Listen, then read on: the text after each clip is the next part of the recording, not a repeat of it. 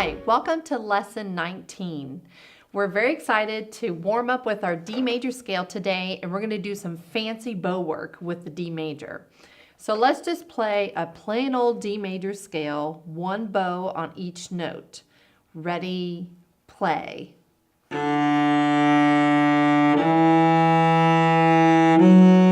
and keep a good bow grip the whole time. Curve those thumbs.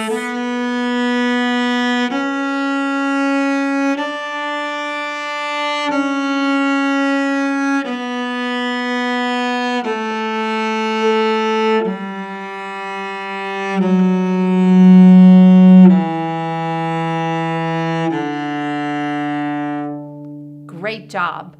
Now I want you to turn your book to page 40, and you're going to see the word staccato written right there, and you'll see that the note has a little dot above it. And we're going to work on playing a D major scale with a staccato bow technique. So when we play staccato, it has to be short, and that's what that dot means. So it'll be, you just stop the bow. Okay, you get the idea? Now let's do D major with staccato. Ready, go.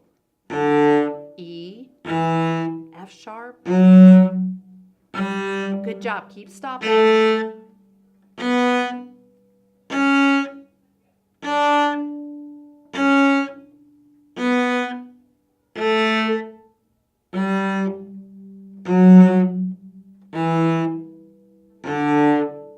Good job. That was a fun staccato. Now we're going to do something fun. We are going to do a slurred staccato.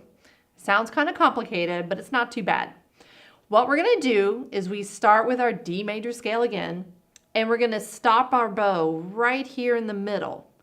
So we're going to play one note, D, and we stop right in the middle, and we're going to go to the next note, but we're going to keep going the same direction.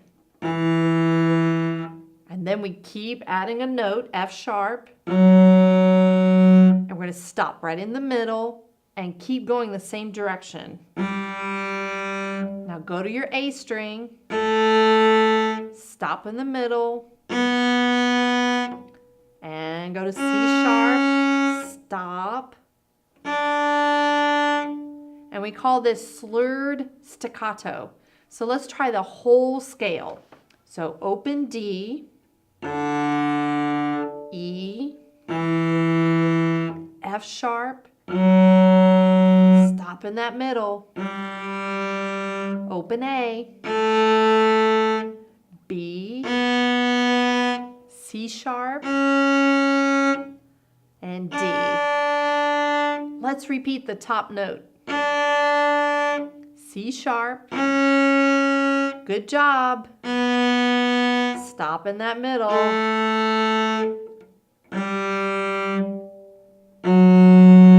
Excellent. Great. Now we're going to do something that's called a slur. And if you go to page 29, you're going to see that the notes are connected by what I like to call a smiley face underneath. Sometimes you'll see the slur connected on top, which makes it like a little rainbow that connects the two different pitches together. So when we do a slur, we're going to do D major again. We're going to do exactly what we did with the slurred staccato, but we're not going to stop. We just keep going. So it looks like this. And then you go right to E. Do you see how that's connected? And then when you get to that middle, don't stop. Just put that next note down. And that's what we call slur 2, because we're putting 2 notes in the bow. All right, let's do the whole D major scale, and we will repeat the top D pitch, the high D. Ready, go. Good job. Nice slow bow. And then change in the middle. Keep connecting. Good job. And repeat repeat the top note.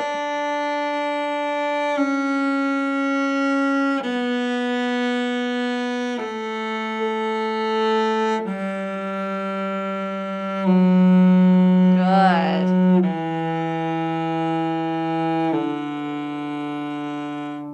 Great. Now let's play this in our book. Now turn your book to page 29 and look at 109, so 109, and it's called Stop and Go. Now you'll see the little slur marks underneath the notes, and we're going to connect those two notes in one bow.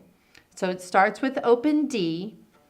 1, 2, ready, play.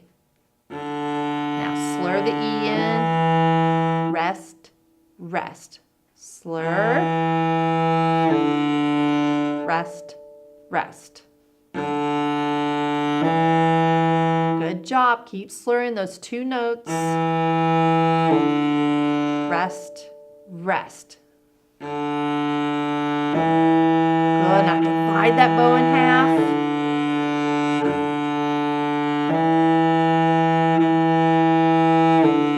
And then slow bow, slow bow.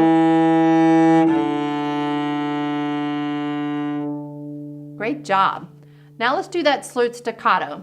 So I want you to turn your book to page 41, and you'll look at line 174, and you're going to see the same thing, two notes, but with that nice little smiley face underneath. And the slurred staccato is identified with the dots. So you see those staccato dots and the slur at the same time. Now remember, the slurred staccato is when we stop the bow.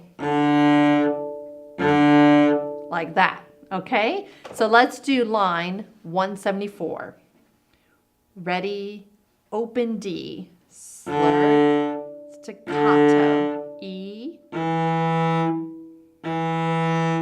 F sharp.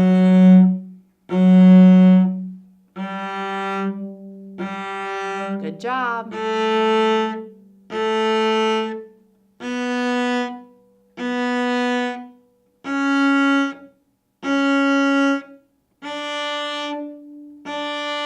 Next line, slow bow. And stop in the middle. Slow bow.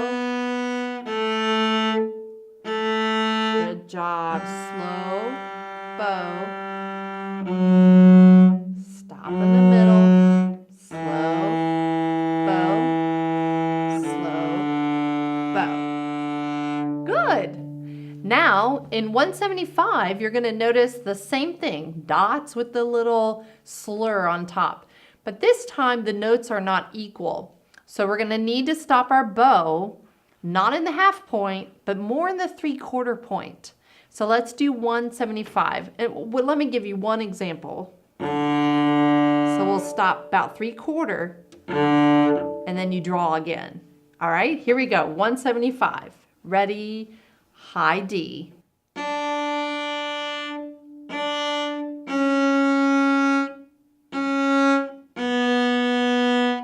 Then open A, 2, 3. Stop. 1,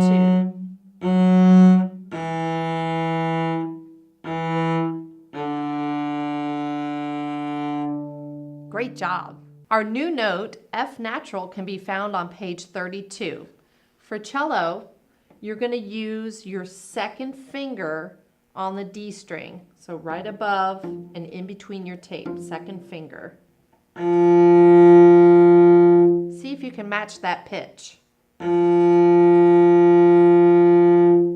Good job. For the bass, F natural, our new note, you're going to play on the D string, so you're open D, first finger for E, and then we use a second finger for F natural. See if you can match that pitch. You got it. Okay, now let's learn F natural and how to play that on the viola. So you're going to play, your finger pattern is going to look like this. Your 1 and 2 are going to be close together. Sometimes we say squishy 2. And it's found on page 32 where it says F natural. Look at your fingering chart very carefully. And you're going to put your first finger on the D string right on the tape, and then lay your second finger down right next to it on the tip of your finger. And it should sound like this. Okay, so if you find it using open D string, you have D, first finger E, and then F natural. So just practice matching that pitch real quick. Good job. Now for violin, let's take a look at F natural on page 32. You're going to be on the D string. You put your first finger down on the tape, and then your second finger goes down right next to it on the D string. Sounds like this. So make sure you're all the way over on that third string, the D string. Sounds like this. If you go from D, you have D, E, F natural. And match that pitch. Okay, good job. Another new note is C natural, and this can be found on page 33. For cello, you're going to put your second finger down on the A string. So again, right in between the tape, second finger. And again, try to match that pitch. Great job. Okay, bass players, now turn your book to page 33. We need to learn another new note, C natural. In your D major scale, you're used to climbing up your G string with a 1, 4, and then you go to a 2 for that C sharp in D major scale. Our new note, C natural, is exactly in the same place, but you play just your first finger, like this. So you'll see that it's a little bit above your second tape. First finger for C natural. See if you can match that pitch. Great job. Now let's take a look at page 33 for C natural. Read your fingering chart very carefully. You've got on the A string, you'll have your first finger on the tape, second finger right next to it, and it sounds like this. Okay, so from open A string you have A, B, and then C. So let's match that pitch very carefully.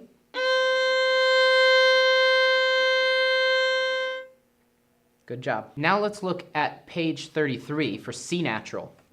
It's number 130 for C natural. And look at your fingering chart very carefully. You do the same thing that you did on the D string. So put your first finger on the A string this time and put your second finger right next to it for C natural, and it'll sound like this. So if you find it from the A string,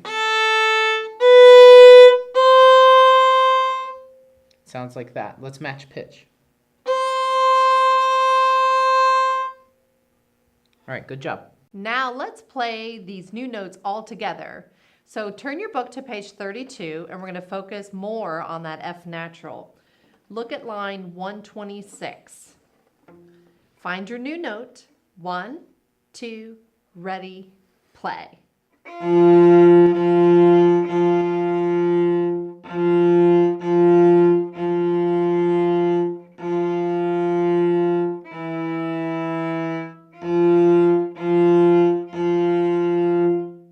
Great. Did you get your second finger in the same place? Good job. Now let's go ahead and play line 127 together. The very first note, you're going to play an F sharp, and then we have to hear the difference for the F natural. So be careful between the two pitches. 127, slow bow. F sharp, rest and lift. Low. Good, rest and repeat, lift. Nice high F sharp, rest, lift.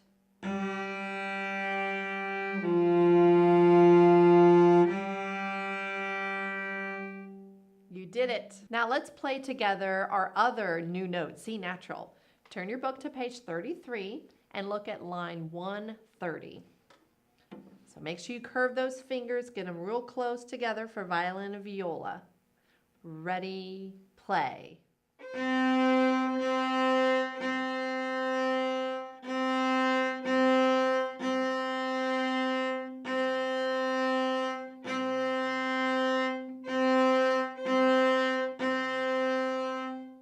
Great. Now we're going to do line 131, and we're going to play the difference between C sharp and C natural, just like we did with F sharp and F natural. Here we go, 131, slow bow. Ready, play.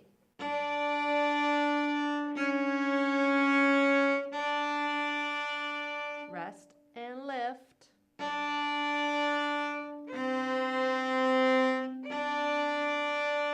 Rest and repeat.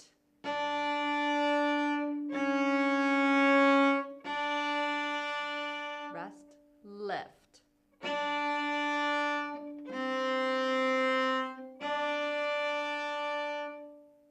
Great job. Keep making music every day, and we'll see you on the next video lesson.